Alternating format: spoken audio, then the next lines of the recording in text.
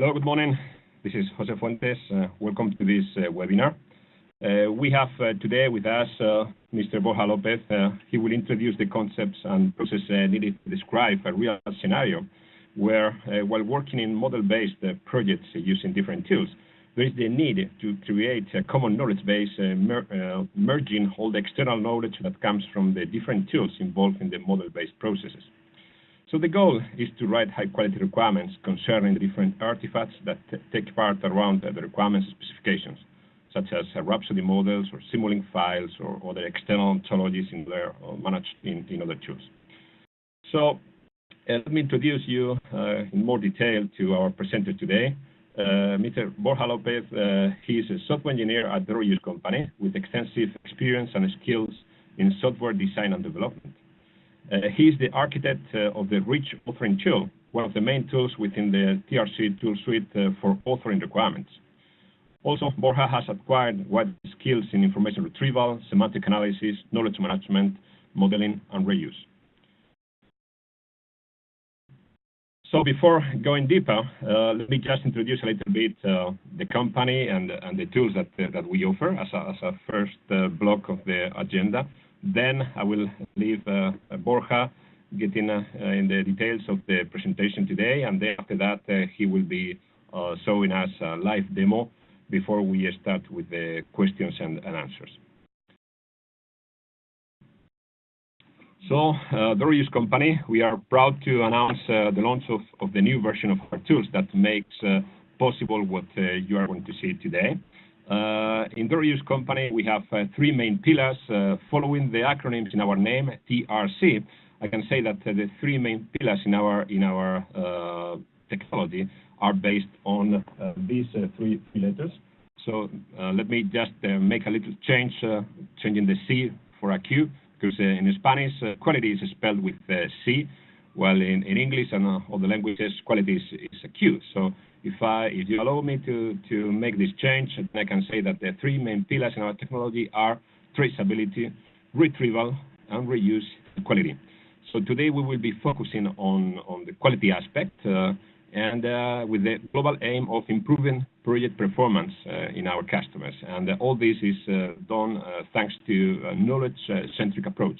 And this is exactly one of the key points of today's webinar, where for a long time, some of our customers have requested us to change the focus a little bit, allowing us to have the knowledge that we manage for our quality processes, not only inside of our knowledge bases, but rather external sources of knowledge, such as models or external ontologies, and this is what we have today. So I'm very proud to show you this today together with Borja. So the main tools that compose our solutions are the ones that you have here on the screen. So today we will say nothing about the one that you have in the left bottom part of the screen of the System Interoperability Manager. This will be the topic for another webinar. So today we will just see the three, starting with System Quality Analyzer. This is the evolution of our former tool, Requirements Quality Analyzer. So the main goal, similar to the RQ8, the former tool, is to set up what should be the rules to be analyzed for the different artifacts that you are managing in your projects. And then after that, checking in an offline mode, checking the quality of these artifacts. On the contrary, the Rich Authoring tool is the tool that we use to create requirements or to create other artifacts. Today, we will be focusing on creating new requirements. And the main difference is that the quality checking, which is performed in this authoring tool, is done in real time. So this is the tool for the engineers creating new requirements in this case. And then finally, we will see Knowledge Manager. This is the tool that we use to manage our dictionaries, taxonomies, glossaries, and ontologies, and also patterns. And the key point of today's webinar is to show you how the information that we manage in these ontologies could be somehow elaborated in external tools and could be connected in real time to conform a global ontology coming from different pieces from different external tools. So this is the key topic of today's presentation, this webinar. So about our company, our headquarters is here in Madrid, but we have two main offices in London and Stockholm, while we can count on different partners all around the world, in the US, also some others in France, Germany, Italy, and other countries in Europe, and also Japan and Australia.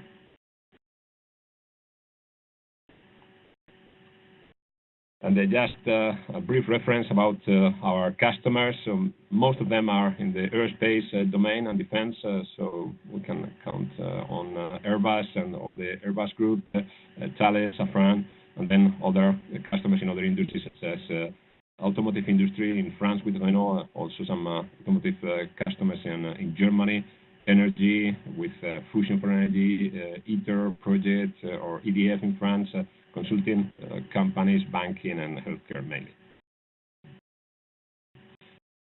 So without any further ado, I leave Mr. Borja Lopez to show you this interesting topic and show you a live demo of our tool. Thank you. Borja, please. Okay, thank you very much, Jose, for your introduction. So let's go for it. Today's topic deals with the need of interoperability between the whole bunch of tools that are involved in different systems engineering processes. And in particular, we are focusing today on model-based systems engineering. So we'll see our approach to create what we call a knowledge-centric approach, so that it will be possible to evaluate requirements quality by having into account information stored in models, logical circuits, external ontologies, and many other sources of knowledge. So historically, the development process is affected by many fast-changing variables, so that the effectiveness of requirements engineering becomes, let's say, central for organizations that want to stay competitive, and for sure, especially when the complexity of a new project rises. We somehow try to reduce the development cycle in order to try to minimize let's say, the time to market. But we would say that this parameter is now sufficient, so that we would say that the goal is to reach time to market, but with the right product. And first, by defining the problem scope, and then, of course, linking the whole development. So following this approach, we would say that requirements become the base. So once we put the focus on requirements, the importance of writing high-quality requirements is for sure evident. We can see in the image taken from the INCOSE handbook that errors are less expensive to remove early in the life cycle. So we should take in consideration that bad requirements can lead to late and expensive errors, for sure. So in this webinar, we will talk quite a lot about models. So let's first introduce the important relationship between requirements management and system modeling. They are both supporting activities, and if we use the analogy, let's say, of a sandwich, as we see in the images taken from requirements engineering handbook, requirements management would be, let's call them, the bread and butter of the development cycle, while systems modeling would be the filling somehow that explains and exposes the analysis and design that leads to the different layers of requirements that we have in a project. So in few words, modeling supports the design activity, but requirements themselves are a complete, let's say, snapshot of what is required at the different abstractions levels. So from our standpoint, models never say everything about a system, so that we say that requirements are needed to cover all the aspects that were not modeled. So models are important to help the requirement engineer analyze the requirements at a particular level. So as we can see in the image, the nature of the models will vary, will be different from layer to layer. We can have, for instance, on the top of the image, usage models, which are used to derive stakeholder requirements. Then we also can use functional models that can be used to derive from the stakeholder requirements to system requirements. And then we also may have performance models that can be used to, let's say, to move from system requirements to architecture, so that we can give confidence that the selected architecture can deliver against the functional and the non-functional requirements. So after this brief introduction about why it's important to consider that the relationship between requirements and models, we get back to the concept of bad quality requirements we just talked about a little bit before. Since the goal of the systems engineering processes, or at least one of the goals, is to reduce the time to market, but with the right product, we should of course measure how good or how bad the requirements are. So in the TRC suite, we are implementing the CCC approach, which is basically means for correctness for individual requirements, for instance, avoiding conditionals, forcing imperatives, atomic requirements, and some others. Completeness and consistency for sets of requirements, such as avoiding different measurement units for the same system, avoiding or identifying inconsistent properties in the specification, so on. So it means that the toolset allows to automatize quality properties, for instance, those defined in the INCOSI guide for writing requirements, automatize those quality properties into measurable quality metrics. So it allows performing quality assessment automatically on different sources of requirements we are connecting to, such as doors, PTC integrity, Excel workbooks, RecIF, and some other connectors. But requirements are not, let's say, isolated within the systems engineering processes. So we saw that they are strongly related to other artifacts, such as models, so that it would be interesting to check if they are also complete, of course, and consistent with the models of the different systems that we have modeled. So let's move ahead and see our implementation to reach this goal. When we are talking about model-based systems engineering approach, we find a whole ecosystem full of different tools. We go from requirements management, such as doors, to quality management, for instance, our own approach, SQA, rich authoring tool, going through modeling processes using Rhapsody, Papyrus, and so on. We also have traceability, simulation, and so on and so forth. So one of the hot topics today, nowadays, is interoperability, where we find many tools that can communicate between them. That's a very good point, but sometimes it's not enough. So if it is needed to assure that requirement specification is 100% fulfilled, that there is no conflict between requirements, no requirements and models, and that everything is feasible, verifiable, for sure, knowledge base behind the scenes will be needed in order to, let's say, to store all the knowledge to be smart enough to provide that assessment. So for us, knowledge is definitely the core. When we talk about SQA, Systems Quality Analyzer, it is performing quality assessment based on a knowledge base, which we call it ontology. So in our vision, the ontology contains a core layer. We can see their vocabulary, which is basically containing the control vocabulary of a given domain, basically the terms that we have there. On top of that, we have the conceptual model layer, which is basically grouping those terms by just depending on the semantic of the terms, semantic meaning, the relationships between them. For instance, having product breakdown structures, decomposing the whole into different parts, for instance, the engine and its components, and some other views to represent the relationships between term synonymy, generalization, specialization, and so on. On top of it, we also provide a patterns layer to, let's say, analyze and extract what we call the semantic graph, formal representation for every single requirement statement, for instance, out of requirements written in natural language. So this way, quality metrics can be applied directly on top of that.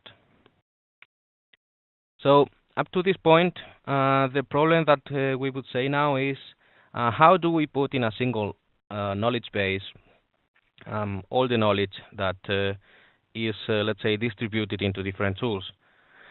So for sure, one of the possibilities would be representing all that knowledge in the tool that is managing our knowledge base. We introduced it a little bit before, which is called System Knowledge Manager, one of the TRC tools within the toolset to manage the knowledge base. But of course, this is not the best option, I would say. It could be a hard-working task because of the, let's say, amount of information that we have in different tools. And also it could lead to have duplicate information in different tools. So at the end of the day, this is not a good choice, neither for performance nor for maintenance of the knowledge. So on the contrary, we have developed the concept of knowledge interface. We are introducing this in the next chapter. So we'll see how to create connectors to the different sources of knowledge so that the knowledge base can be dynamically populated or fulfilled on real time. So this way we can represent, for instance, a Rhapsody model into our own schema without having any manual work, just a connector, so that the different model elements will be represented inside of the knowledge base. After this, we can perform, of course, some use cases that could take advantage of all the knowledge that we are using in the connectors. So, for instance, we could check if the transitions of Rhapsody state chart are covered in the requirement specifications by just checking the completeness between the requirements and the models. Or we could check if a subsystem that has been defined in an external ontology, such as, for instance, Protégé, we can check if this subsystem is properly covered in our requirement specifications. So this will cover a use case where this subsystem has been developed by one of the suppliers, for instance, in the supply chain. So we can check if it is compliant with our metrics. And we also not only apply this technology for physical models, for instance, in Rhapsody, we have many other connectors so that we can, for instance, create connectors to logical models, for instance, this one in Simulink, where we are, let's say, importing all the elements that are composing the circuits, the components, the connectors, the sums, and so on. So we see these three examples then at the end of the presentation in a demonstration. So the second part of the slides, before going for the demo, we'll deal with the concept of the knowledge interface. We'll see this more in detail. So this is the mechanism that we have implemented in the TRC toolset in order to create connectors to the different sources of information. So as I introduced before, Knowledge Manager allows to manually manage the knowledge base. So we would say that it is possible to create terminology, for instance, the different terms of a train that as we can see the image below. It's also possible to link them in a product breakdown structure view, and so on. But it means some kind of manual work, and of course, as I said before, having duplicated information. So we have this information, for instance, stored in the Rhapsody model, as we can see in the image, and then we also have information in System Knowledge Manager. So if we do a change, if we do perform a change on Rhapsody model, we would also have to update this information in knowledge base. So it's kind of duplicated. So instead of that, just by creating connectors to the different sources of knowledge, would allow to create a dynamic knowledge base, let's say, that connects to the sources of information when needed, instead of having the content of the models in both sides. So this is done via knowledge interfaces, which are indeed using the OSLC KM standard for the connection. So for instance, if a Simulink file is integrated in the System Knowledge Manager, then when the Simulink file has changed, these changes will be reflected in System Knowledge Manager next time when opening the tool. So Finally, we would say that the tool, the graphical user interface of Knowledge Manager allows to manage the connectors to the different sources. We'll see it better in the demonstration, but in this example, we are just using an XML file that has been generated out of a Rhapsody model. So just by creating this connector, the system knowledge base, the knowledge base understands the information that is stored in the Rhapsody models and includes the content inside of the knowledge base. So we can see in the picture the different components that are part of the train definition that we are using in our example. So finally, just by integrating this knowledge, by using the knowledge interfaces, the knowledge will be also integrated, fully integrated in SQA and RAT, our rich authoring tool.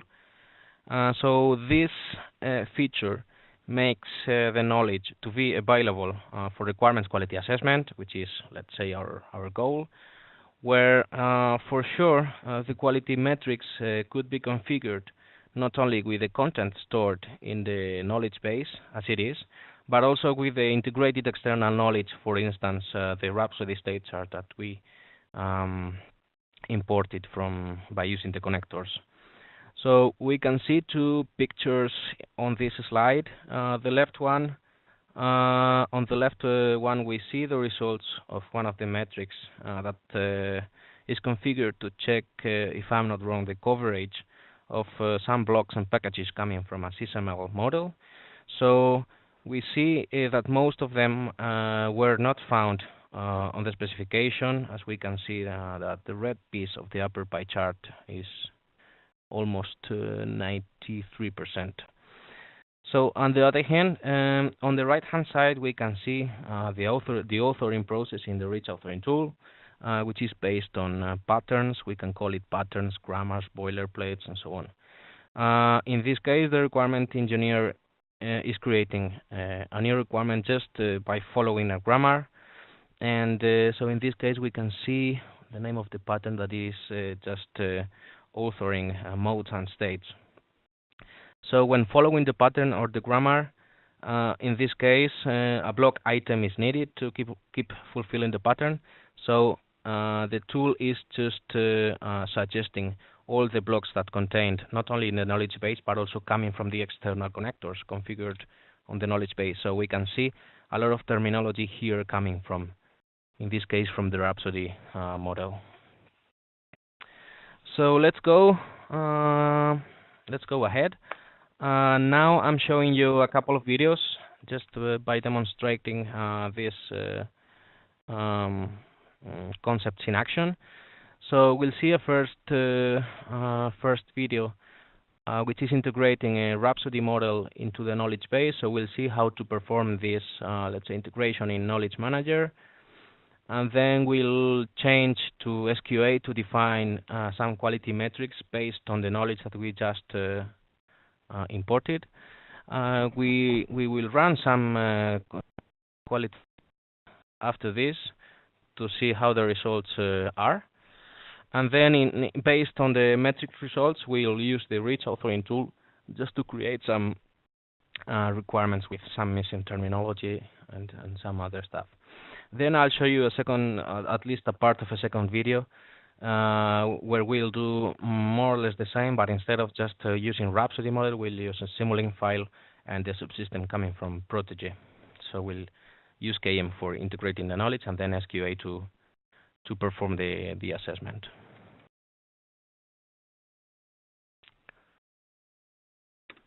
So the first one, we are having a train definition rolling stock components stored in a Rhapsody model. We have some kind of decomposition of the system into different subsystems, and then we have some properties and some other modeling for the different subsystem, and we will focus on a state chart contained for the braking system, which will be somewhere over here, where we have some states that we will use for checking the quality of my requirement specification.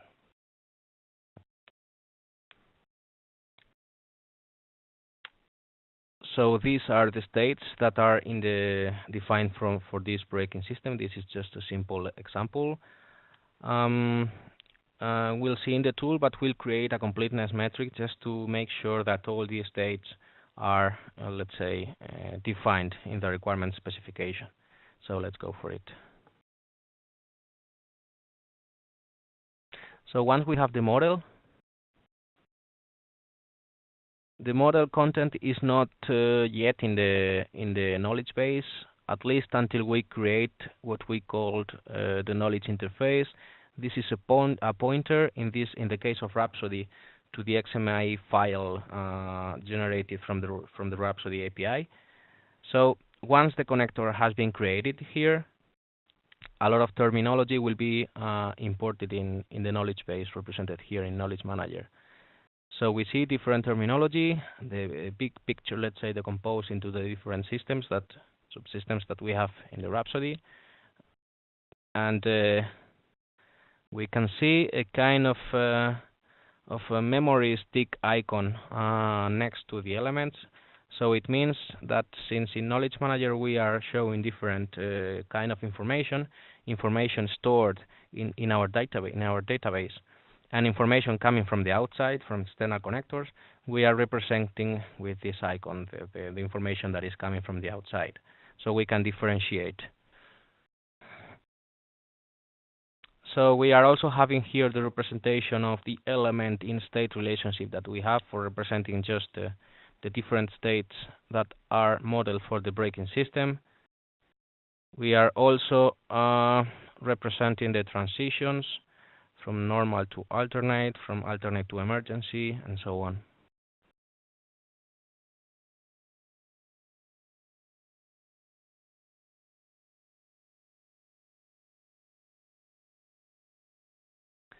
So once this knowledge has been configured to be used within the knowledge base, let me change my hat and close Knowledge Manager.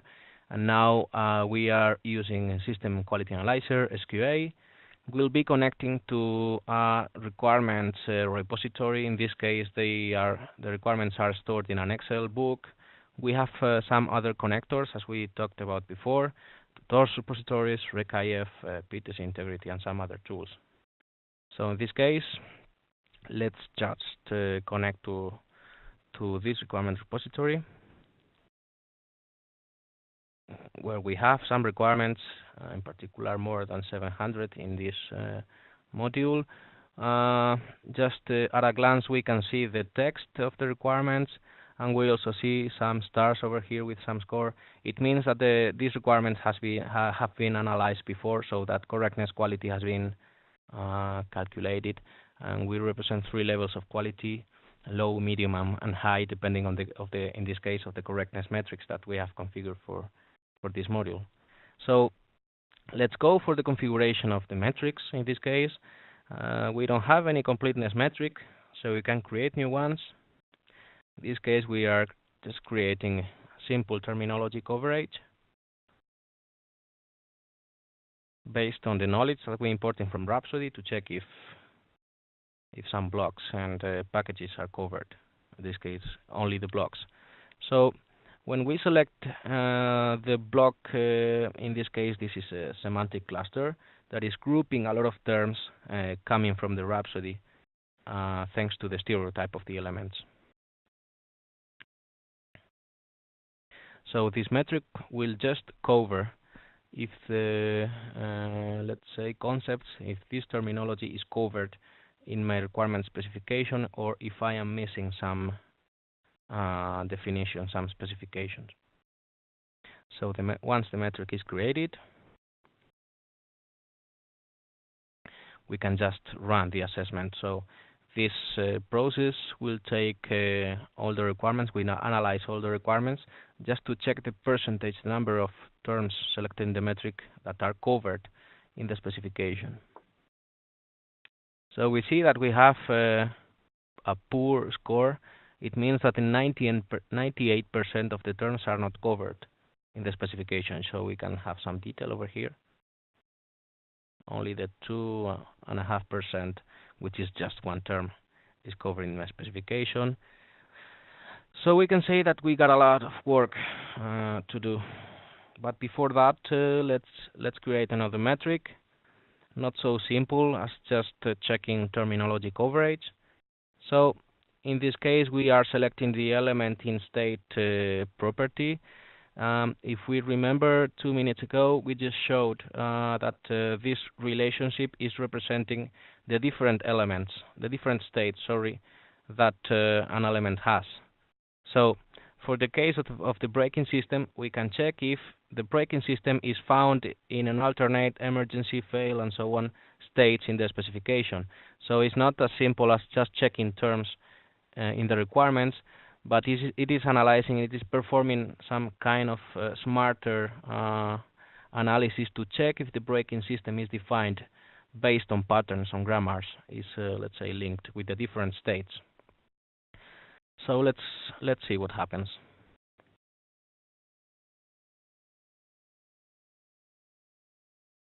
We just select the state that we want to cover in the assessment.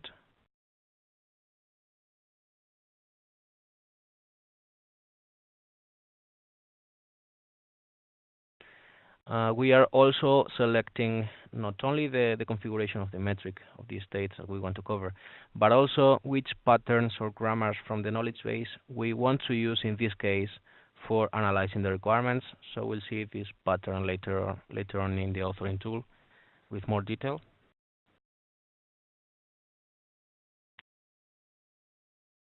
So let's run it. And we can see that we also have a poor results where 85% of the elements to be covered are not found in the requirements.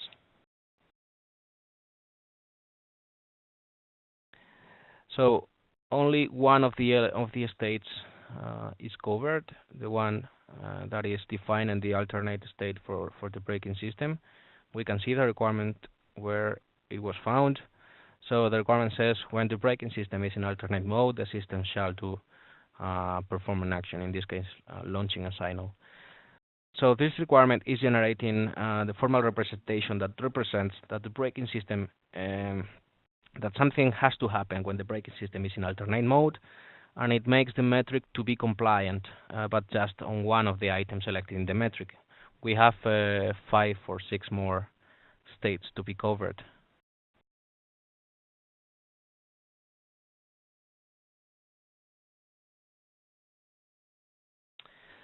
So again, let me now change my hat again. We are now closing Systems Quality Analyzer, because once the assessment is done on an existing specification, we got some results, and then the review process may start, so that we need some more requirements, or the requirements to be changed to be compliant with the metrics. Some states are missing.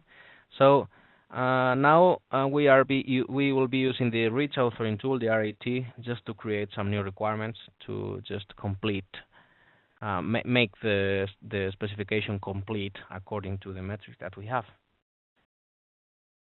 So we see a similar window as before. We have the requirements directly when we connect it.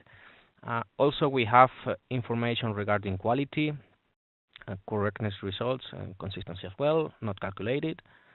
And instead of project configuration and so on and so forth, which is the goal of SQA, to configure the metrics, we have 3 buttons up here, which are for creating a requirement, editing an existing one, or removing the existing element. So we are not storing the requirements, as you remember. We are just connecting to Doors or Excel or whatever source. We have them here, and then we can perform interactions, creating new requirements or changing the content of existing ones and so on. So let's create a new one. Okay, so we have a window with a lot of information here. So first thing we are doing is just selecting one of the grammars that we want to use to guide us while writing the requirement here in this box. We could start authoring without any assistance, and we have just the correctness information on the right hand side on real time. where we can see a yellow frame indicating medium quality based on the quality metrics that are defined. But we are selecting this pattern just to follow it, so that the statement that I write here will be generating the formal representation that we need for the metric to be working. So let's have a look. So the first, if you remember the previous requirement that we had, it was like just a condition when the braking system is in whatever state, and then some action happens. So first of all, the pattern is guiding us through the condition. So it is when the system comes. Then, let me go back a little bit. There we are. When we are at this point, we are requested to write, let's say, a system or a block coming from in this case, from the Rhapsody models. So in the list of terms that we have here, we'll have some subsystems that we had in the knowledge base, but we also have authoring on real time by using the Rhapsody concepts or items that are classified as blocks in Rhapsody. So we can use them on real time while authoring new requirements. So we just keep writing when the system that we have is in whatever state. In this case, it is expecting a state to come here on this slot. And since we read the Rhapsody model and the states are tagged in the ontology as an state, we have them as well here on real time to keep writing my requirement. So we just keep going.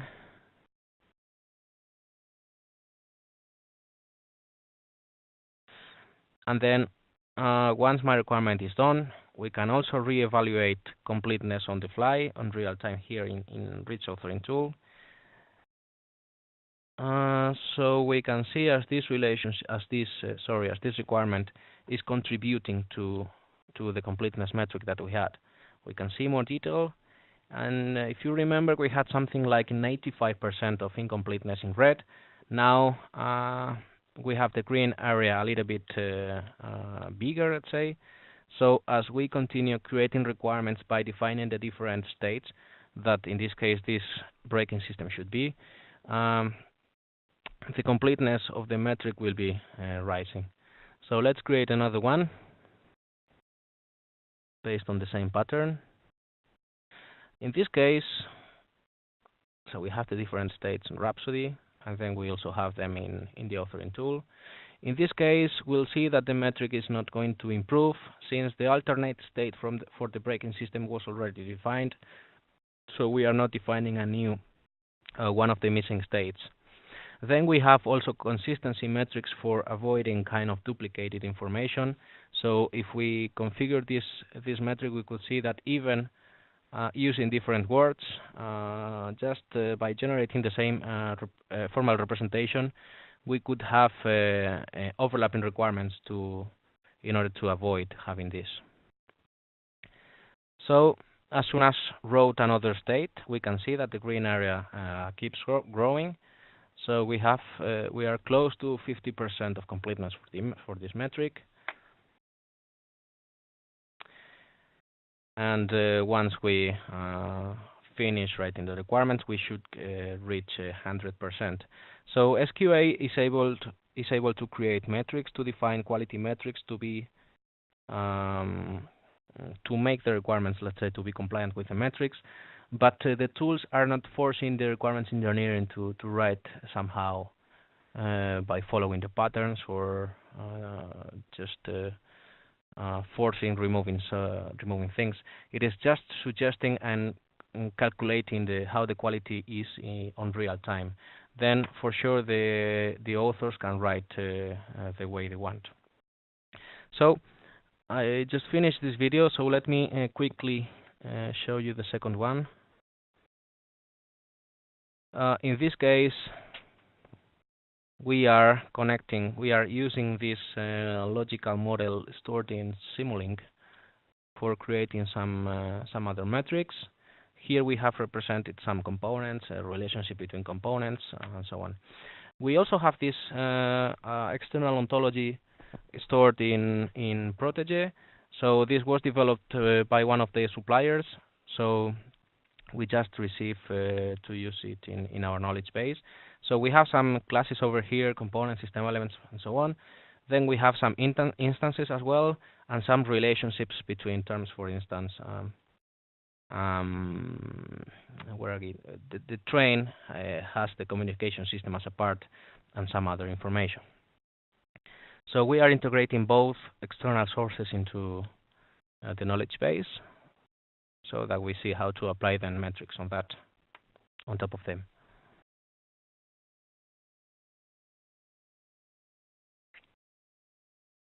So in this case, in System Knowledge Manager, we had the connector to both.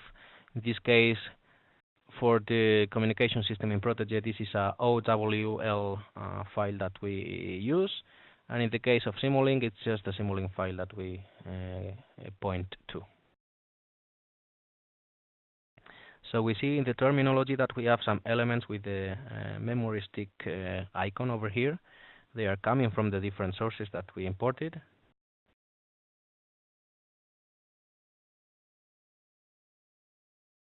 We also have the representation of the conceptual model.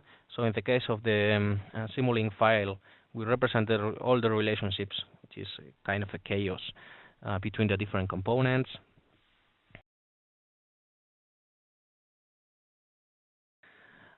We can also see some, let's say, meta information coming from the logical model. We are also analyzing the properties that are stored in the different components, such as the number of input and output terms, links, and some others we can see over here. So that in SQA we are able to create metrics based on all this information.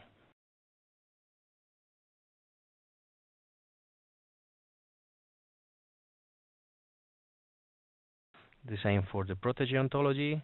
Since the relation in Protege is defined as has part, we are representing this information in the product breakdown structure, so that the train contains a communication system that contains a radio, and so on. And then we also have the properties for the different elements, and tagged in the different semantic clusters that are defined in the ontology, in the Protege classes.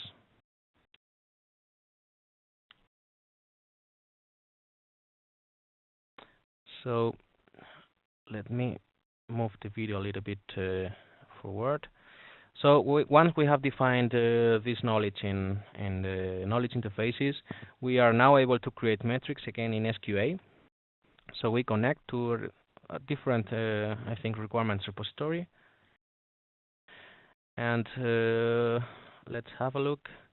If we go to the project configuration, we can again create the completeness metrics, some completeness metrics based on terminology or the relationships of the PPS and so on.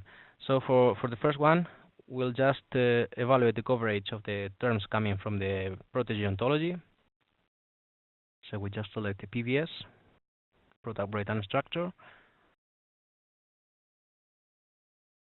so that we can assure that the requirements are defined in this kind of decomposition, so the train shall contain a communication system and so on. Also, we can create another metric for the information of the Simulink model.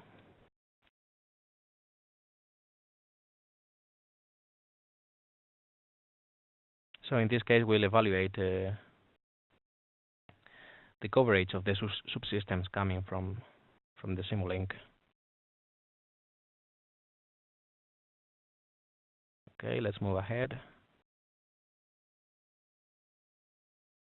So we can go ahead and evaluate the metrics just to have a quick look at the results.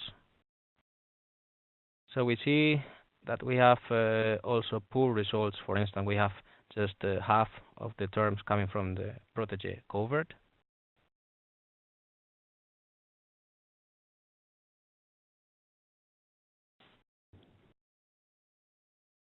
So we see that the specification was defining the ones in green, which are communication system and radio, but didn't specify some others, which are the dialer and the train. So the same would happen in the elements coming from Simulink, since we didn't specify the digital, let's say, circuits still in the requirements. All the terminology is not covered, so we got 100% of incompleteness for this metric.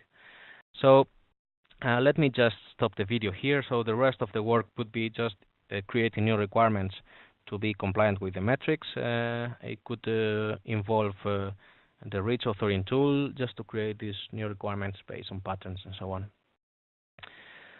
So that's all from the slides and the demonstrations. So thank you very much, and I just let Jose the word again.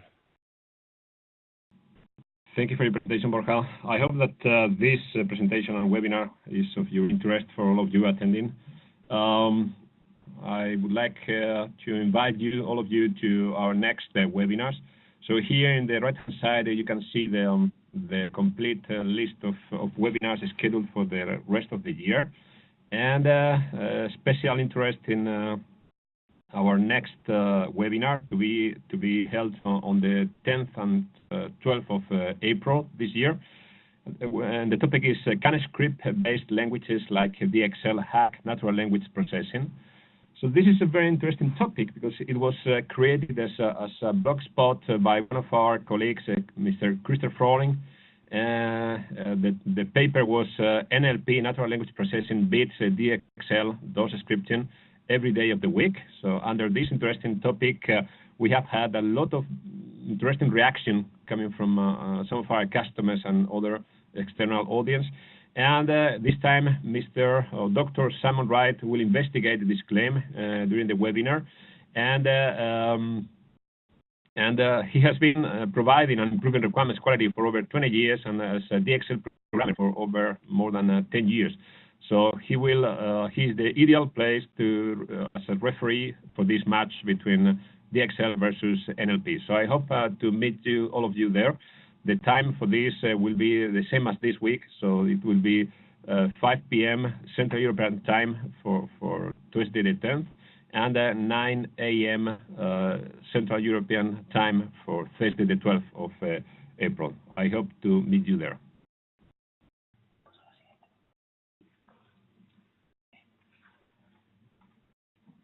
We are now having a couple of questions. So Borja, first one is, on which language are based your tools? OWL, RDF, whatever?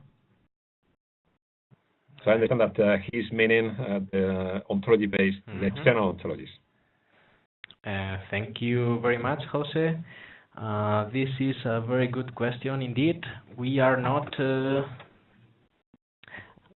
Sorry, I have some echo. Okay, better now. In fact, we are compliant with both RDF and OWL. We are using our own, let's say, representation schema based on the RSHP model, but we have mechanisms to import, export our own way of representing the information in both, let's say, in both languages. We are able to understand OWL, RDF. We can, let's say, evolve, change the contents and so on, and we are also able to export all this information stored inside us in those formats. Oh, sorry, I was mute. So the second question, thank you, Borja. So the second is, if I start an ontology from zero, which steps do I have to respect in your tools? That's also a very good question.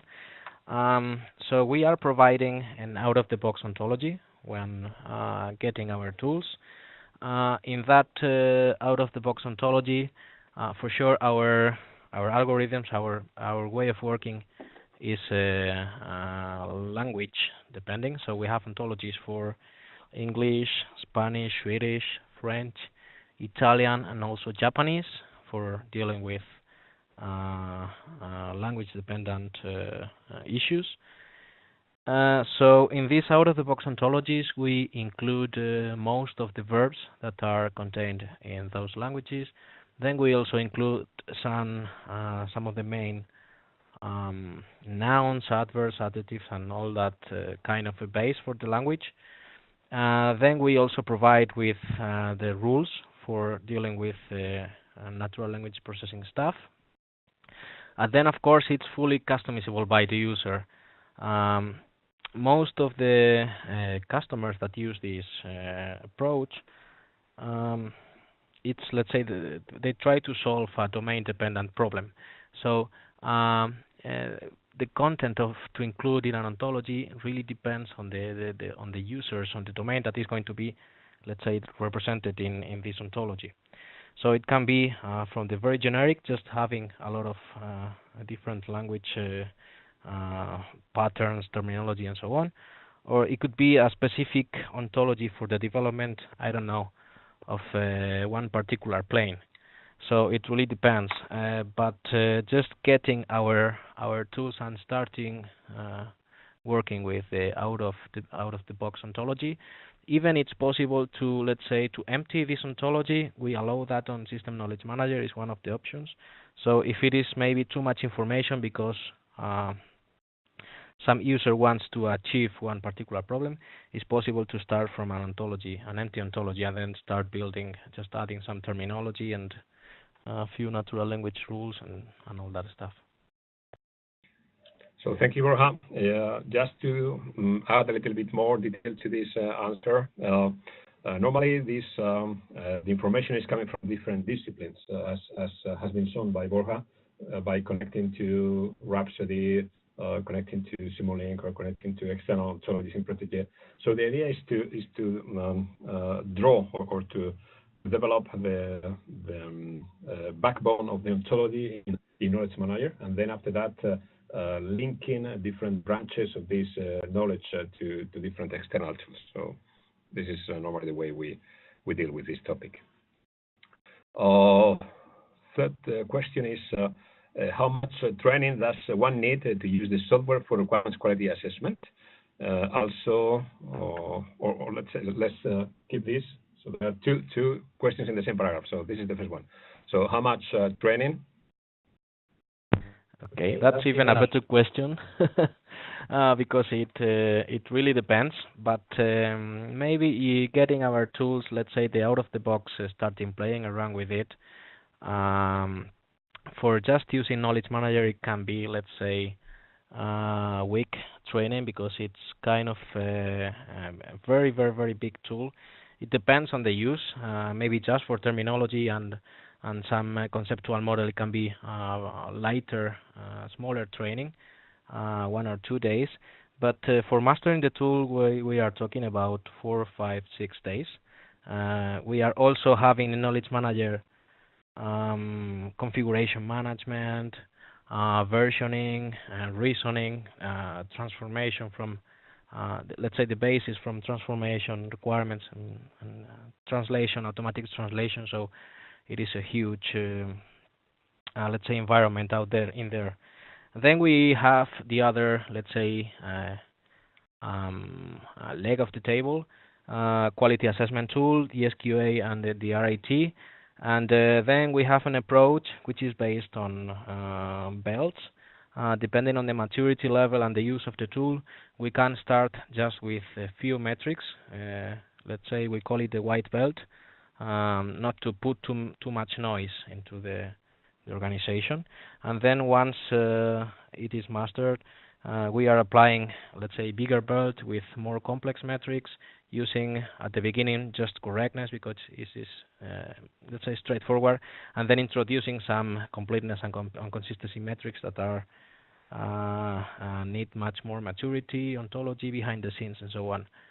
So we can be talking about several days or few weeks to, let's say, to master both approaches of our tools. Thank you, Borja. So now the second question in the same paragraph is, or has been partially addressed by the first answer.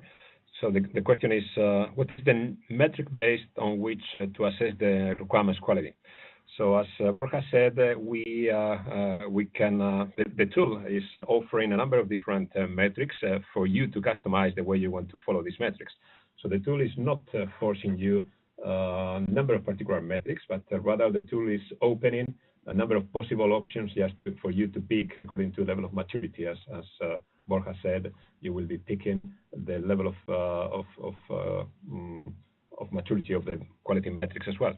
So you can think of, for instance, examples of metrics could be the ones included in the INCOSE guide for writing requirements, for instance. So this is one of the libraries that you can find in our tool. But as I said, and Borja also said, the idea is you should be tailoring these rules according to your industry, to the level of maturity, and also according to the type of requirements you're analyzing, because in fact, the rules that you follow to analyze a very high-level business requirements document are definitely not the rules that you will be applying for a very specific or for a very detailed technical specification, right? So more questions? Yeah, now you are wondering belts. So that's it. That's mean green belt, black belt, etc. Yeah, the answer is yeah. You can name it. Of course, you can name the levels of your metrics in the way you wish.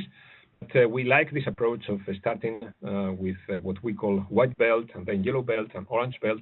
So just kind of showing you the way to improve steadily the quality of your requirements. Normally, when you feel that the quality of your requirement is poor, trying to have or trying to address the quality of these requirements in one single step from 0 to 100 kilometers per hour, let's say, then normally it is too much. So the idea is to have it smoothly and to implement more and more metrics according to the way the maturity and the quality is improving in your requirement. We have one more question. So how do you deal with SysML to classify the external knowledge as actors, blogs, etc.? Borja? Okay. Well, we are supporting the, I would say, not 100% of the SysML, let's say, native attributes, but at least most of them, such as, for instance, when we are having blocks or packages in the SysML models definition, we are able to understand that they are packages and blocks, and then, of course, we are creating the terminology according to, let's say, the classification done in the SysML mode. So, for instance, for this kind of attributes, package, model, so on, we are creating semantic clusters. We are using the names so that we, if you remember the example, we had a cluster called package, another one called block that we can, let's say, use for the metric configuration. And then when we extract information from the SysML models, we classify the different packages and the different blocks inside of that semantic cluster that we create in the middle. So this is our way to, let's say, understand the native properties and attributes of the SysML definitions, and then use them in our knowledge base. So thank you, Borja. The last one for now is once you use the knowledge of Rhapsody, is it possible to create metrics with the content of KM itself? I understand that you mean with the content of the information which is natively stored in KM. This is what I understand. Yeah, sure. We have the possibility of doing both things. It doesn't mean that if I get knowledge from Rhapsody, then I cannot use what I have inside of my knowledge base created by myself. It doesn't mean like that. So I can create the metrics based on both, on the content that I have inside of my knowledge manager. For instance, if I created a product breakdown structure to define whatever the composition of my system, and then inside of that PBS I also have information coming from Rhapsody, we can create the metric, the metrics based on both. the terms or the knowledge that came from the Rhapsody model, and also from just using the information that I created by hand or imported in my knowledge base. So the answer is, of course, I can use everything that is stored in the knowledge base, not only the information coming from the outside. Okay, thank you, Borja. We are running out of time, and we have had a lot of questions. I hope that all these answers have satisfied your questions. If not, please let us know.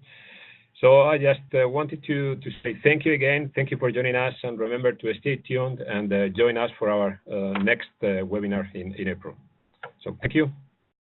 Thank you. Bye.